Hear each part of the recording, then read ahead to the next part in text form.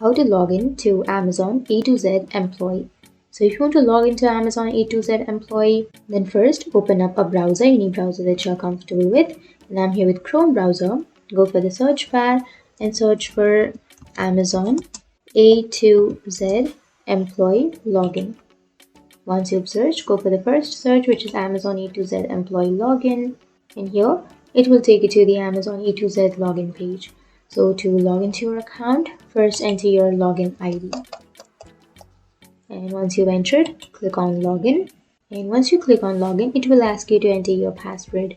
So enter your password. But if you don't remember your password, then you can go for forgot your password so that you can reset or recover your password.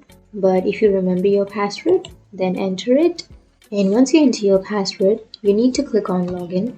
And once you click on login, if your information is correct, then it will log you into your Amazon A to Z Employee account. So that's it. That's how you log into your Amazon A to Z Employee account. And if you have any questions, feel free to comment below. Thanks for watching.